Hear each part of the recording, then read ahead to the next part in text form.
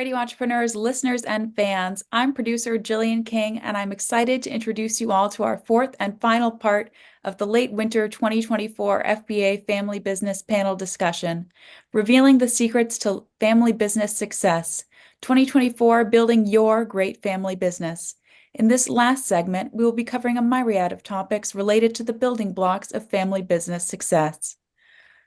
If you have not yet seen parts 1 through 3 of this panel discussion, we recommend you head over to radioentrepreneurs.com or any of our many channels to catch the first 3 segments.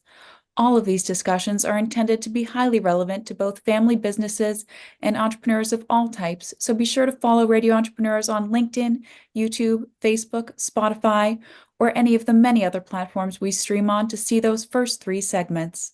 Next, I will introduce our panelists and the moderator for this discussion.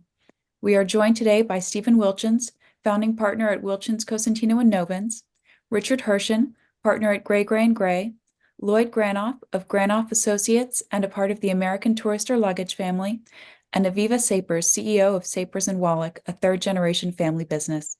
Welcome all. Last but not least, Radio Entrepreneurs host and CEO of Mage LLC, JDavis. Welcome, Jeffrey. I will now hand the conversation over to you.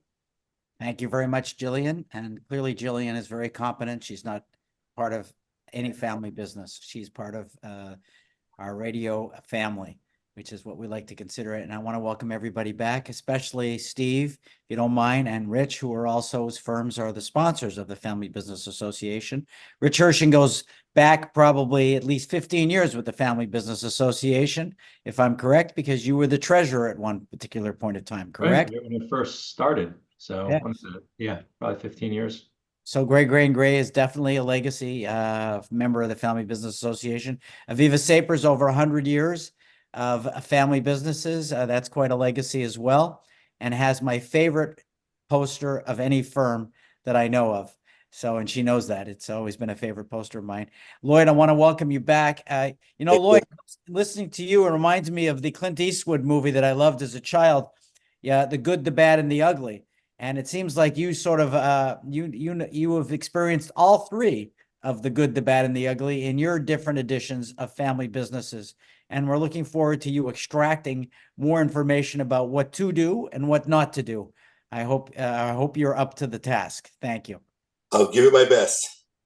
So let me ask you a question that's dear to my heart. When I go into family business, was there ever a situation where development of family members was being done to help them, to groom them? Now, you talked in the last segment about working outside the business, but inside the business, was there any developmental effort put in to say, this person needs help? Or that can be good and bad, I know. But was that ever done at all inside your family businesses? I don't think the development work occurred so much within the business. I think there were times that we would send people out to work outside the company for several months with another company that we worked closely with, and they would get training over there. We did that several times, and it actually usually worked out pretty well. What was the intent of that training so they can come back to the company? What were the skills you were hoping that they would gain? Okay, so I'll give you an example. The best way is just to give you an example. So I had one cousin who came in shortly after college. I mean, he was a reasonably smart guy, but he didn't really know anything. He expressed some interest in, getting involved in the rental side of things. And so we were partners with another company. We jointly owned, several apartment complexes. So we sent him out, I think, for almost a year to go work in their rental operation. And he got to learn all of the relevant skills that he needed to do that. And when he came back, he was pretty fully prepared to handle all of our residential rental stuff. The advantage of sending your family members elsewhere to work, whether it's before, during, or it's maybe after if they don't get along, is that they get to see how other people run things. They get to see what it's like to be an employee working for somebody else.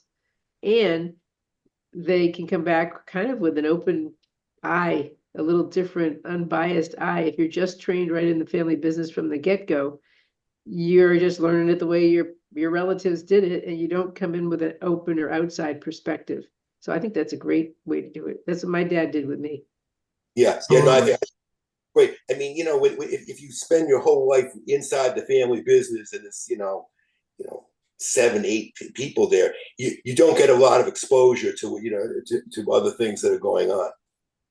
Well, yours is not a it's not a current generation business, so I probably know the answer to this. But I know Stephen has always been a big supporter of boards and boards of advisors in his role with the Family Firm Institute and what he's done. Was there ever any active board involved with your family businesses?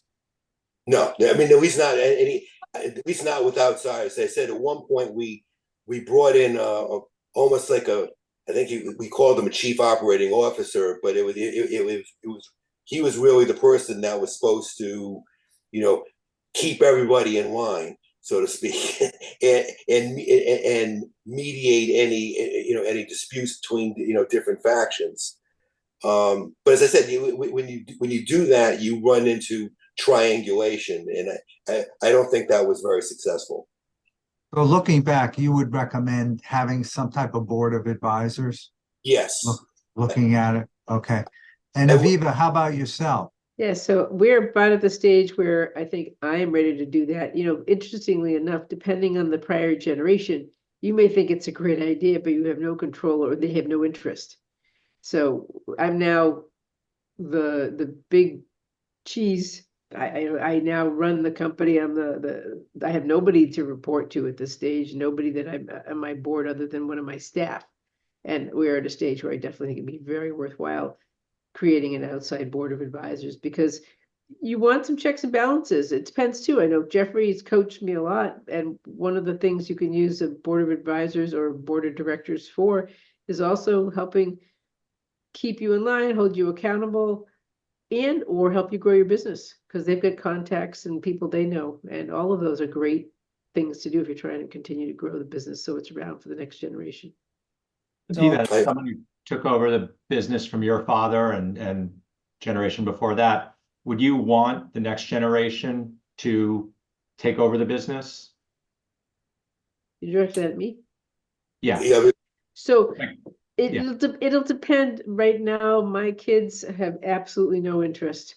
So what I'm now viewing as the next generation of the young up and comers within our firm or our business, and we've got a couple really good folks. I call them the A-team, and I'm now in the process of figuring out ways to tie them in, because whether one of my kids wants to come down the road, great, or not, but one wants to be a chemical engineer, the other one likes biotech. So I don't see either of those working well in the financial service. They both would be very capable, Yes. but I don't see that being their passion right now. So I guess we could be a fallback, but I don't ever want to be anyone's fallback. Well, I just want to add for those listeners who didn't listen to it, this is our 4th segment in this series. And the first 2 segments, Rich Hirschen's firm, Gregory & Gray, started as a family business and has evolved to being one of the largest accounting and financial consulting firms in New England. I wouldn't describe it as a family business anymore. I don't think you would either, Rich. No, Correct? it's not. It started, the 3 Grays were 3 brothers. They started the accounting firm in 1945. And then their son-in-law joined the firm, and he worked there for many years. And then over time, there were partners that were not in the family, and eventually kind of the ones not in the family outnumbered the ones in the family. And then it sort of converted, and the 3 founders retired and so on. So now it's not a family business at all, but going back to our roots, it certainly was. So how did it change? I mean, when people started, Gray, one of the Grays started to retire, was there any intentional change in the sense of how the agreement was drafted, the control, the authority, responsibility? I'm assuming there was. It's a bit before my time. It started in 1945. I'm not that old. So I don't know, but yeah, I imagine as partners came in that were outside the family, they're going to be looking at and want protections and so on for themselves. So I think it's when they started admitting partners that were not family members, I imagine the partnership agreement would need to change. And the structure changed to an operating committee and executive committee. So Yeah. everything sort of evolved over time, correct? Yeah, I think that's happened more in the recent history of just as the firm's evolved and grown larger and gotten bigger, the governance structure has changed with it. That's good. I'm going to throw it back at Lloyd in a second. I actually think I know this answer as well. Lloyd, a lot of families that didn't use, because I'm going to go down the tree, Steve, that didn't have boards or boards of advisors in a previous generation, they relied heavily on their accountants and their lawyers, attorneys for professional advice. Did your grandfather, your father, did that happen at all? Were they involved at all with the business? They, and in terms of helping with the family and the structure at that particular at any particular point of time? I know for people like us, the other four in this, we always get involved in a lot of those things that, let's say, my father never would have asked for advice on. Actually, lawyers and accountants played a big part in our business. I mean, but obviously we were in the real estate business, so we were meeting with lawyers all the time anyway. I mean, it's for contracts and stuff, and the accountants also played a fairly significant role. And as a matter of fact, I think I had mentioned previously that we hired a COO type, and he came from our accounting firm. So I wouldn't say it was entirely successful, but it was interesting. So, Aviva and Lloyd, why is it advantageous to do it yourself? I don't think it's about being advantageous. I think you're in it. You're doing it. You're in the process of just keeping business going, and you don't really think about growing and going to that stage when it's a great opportunity to do it. But I think you kind of are in the, at least for us, we were in the midst of it. I had a very strong father figure and personality, and he was very bright, able to, in his mind, able to do it all. So to have other people, the reason to own a business and run a business is so you don't have to report to other people, and you don't have to listen to other people criticize you and that sort of thing, or whatever, however you want to look at it. So my sense in his mind is that he didn't need that. His brother was a lawyer, a very bright, capable corporate attorney, and he sat on our board as an outside member for many, many years. And I think that was probably enough. There was also it was Sapers and Wallack, so there's a second family, 2 generations on the other side, and we had those members as well. So I think that at least my dad's generation didn't feel the need. We weren't big enough to, in his mind, and he called himself a benevolent dictator. So he liked having that authority. I don't think he really wanted to be beholden to anybody.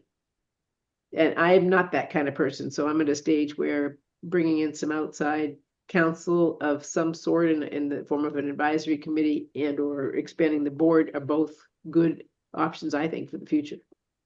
But it's also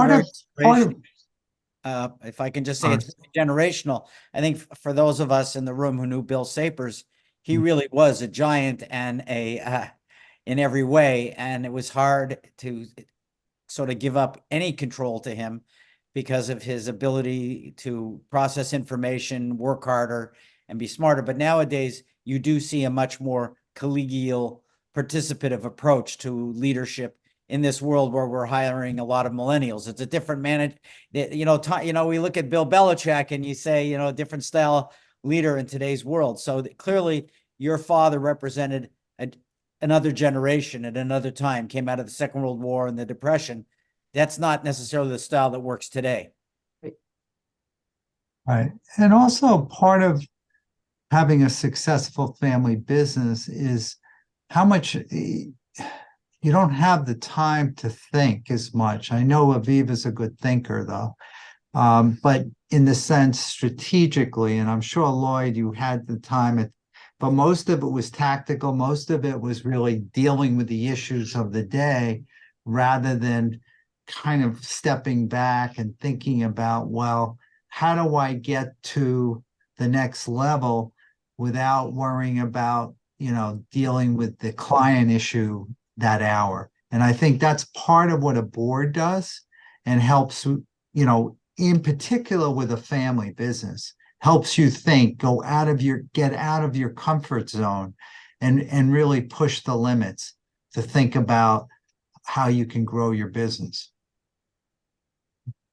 Yeah, I would agree with that. It's very easy to get caught up in the day-to-day stuff in any business, and then just to let the long-term stuff slide. You really have to make an appointment with yourself periodically. To sit down and think about, where is this business overall going? Where am I going? Is this what I want to be doing, or would I rather be off doing something else? Well, I'm going to go back to another question that I had, and you mentioned your mother earlier, and I remember my stepfather asking me if I was going to go back and run family business, and I said to him, I don't want to work for my mother, because my mother had bought his business and was literally running it. So, between your father, your grandfather, have you learned something that our listeners need to learn about how do you separate the business from family time? That is one of the biggest challenges. I mean, basically, you just you kind of create a wall. Okay, when you're in the office, you discuss business. When you're at the dining table, you don't discuss business. You talk about family stuff, everything, and that keeps peace in the family. Yeah, I used to tell Dad if he starts to raise a question about something that happened at work, say, Dad, let's go in the other room, or let's wait till later and then we can talk about it. Took a little coaching, but it made much more sense to not bring the business day home to a family gathering. You don't want Thanksgiving to be all about some client situation or any of that sort of thing. No, I'm a big fan of separation of church and state. I think it helps. And if you blur business right through the whole family time, I think it breaks down the family. Yes. I think it's harder for couples who are in business together. It's Yeah. not as hard generationally. Like, I don't go home to my dad's, I go home to my house. So it's when we get together for a holiday or a family dinner, which is where you'd sometimes find, or travel together, where it sort of ekes in and you gotta say, no, keep it out there.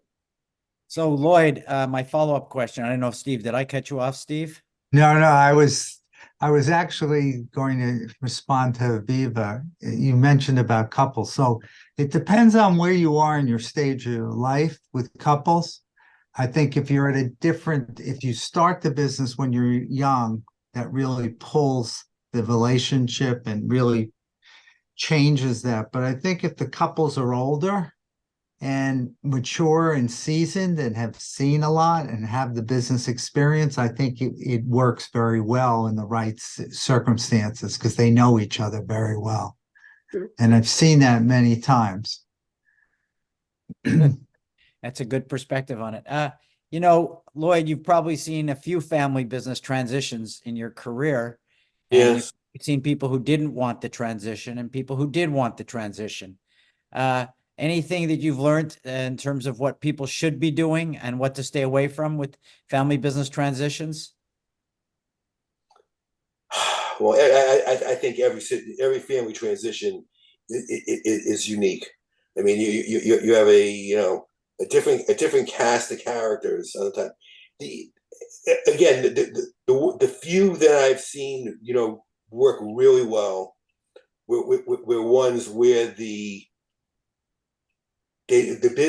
responsibility for different segments of the business was split up, and people were expected to confine most of their time to within their specific area of expertise, and to leave the rest of the business to the other family members to manage.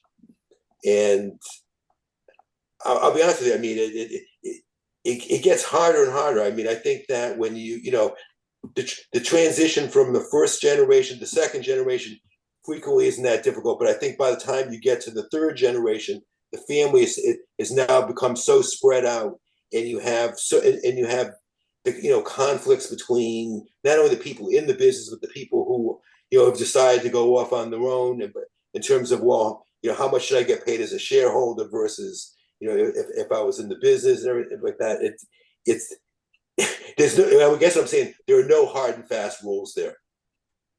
Yeah, we actually, when we're consulting with family businesses, and there are what we call people in the business and people out of the business, or the in-laws and the outlaws, people don't realize that if they're trying to equalize what every kid gets, that life insurance plays a huge piece. You can make up for whatever the kids that aren't in the business inherit by the value of the business, and use some life insurance and some creative strategies where even the business can help pay for it, to make sure the other kids get treated fairly, if that's the goal.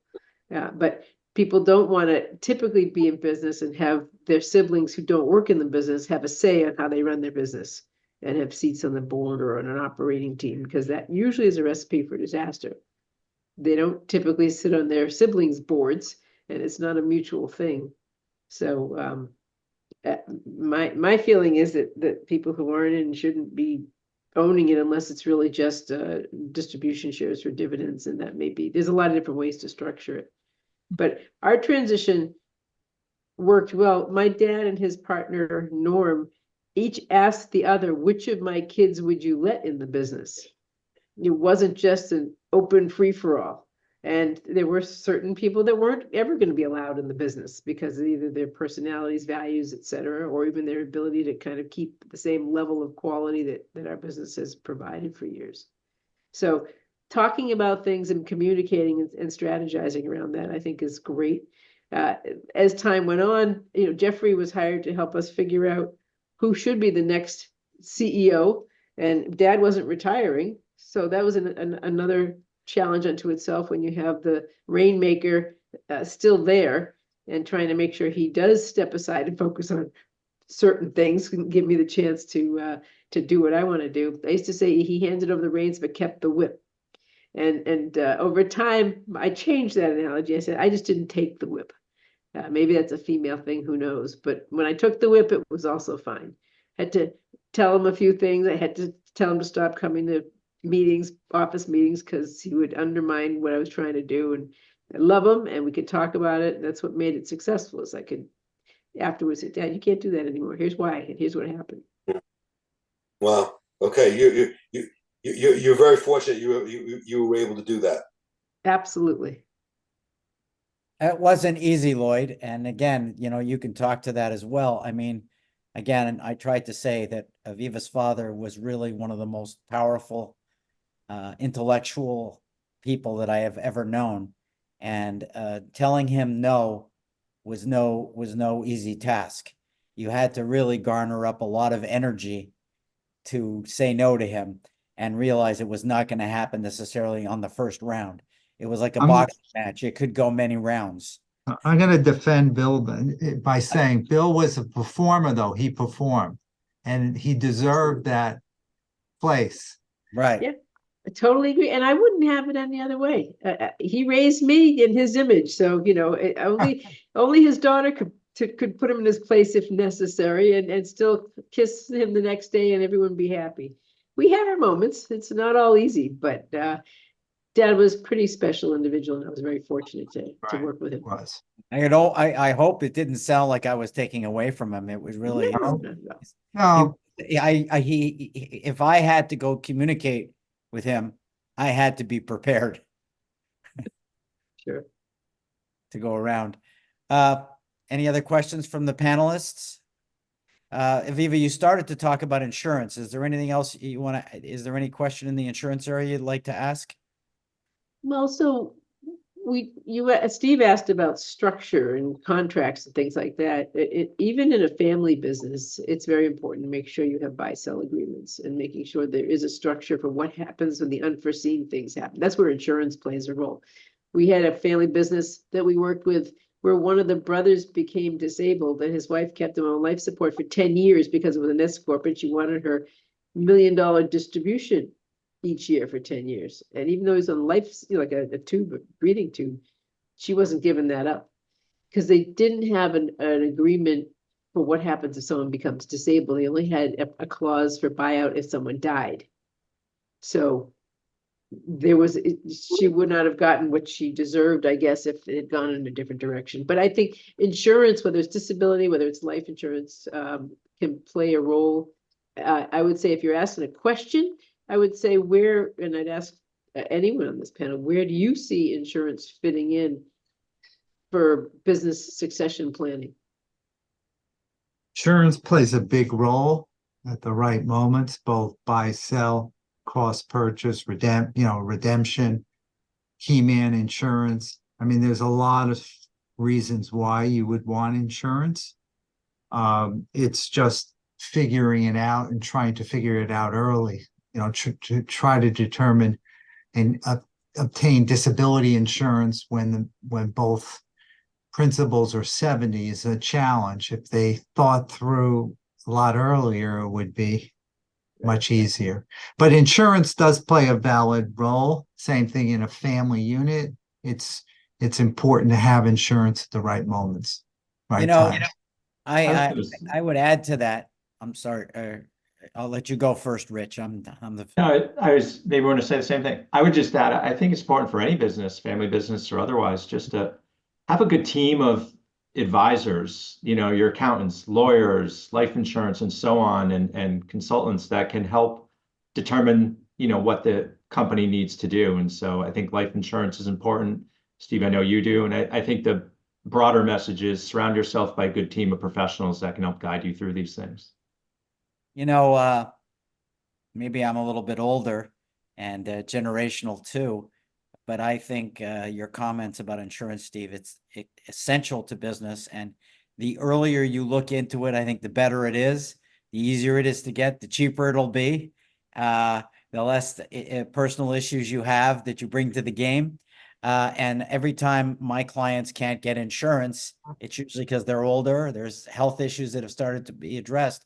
And I wish that when I started my business in the 1980s, I would have known a lot more about insurance. To me, it was always life insurance, and it's not. The world is a lot more complicated. And I think insurance is a great way of looking at a business and family members and protecting family members. And But also it's a nice strategy for the next generation. Parent who's accumulated wealth has the ability to structure an insurance program for their children. So either for the purpose of replacing wealth or for accumulating wealth down the road. So generationally, that should be part of the program. And I know Aviva, I'm sure, deals with that extensively. We do it all the time. I would say, as I said, it can be the great equalizer when you get family members who aren't in a family business. It's a way of taking care of them when you're gone, the ones who aren't in the business. It's something where we get creative. Should the business pay for it? Who should pay for it?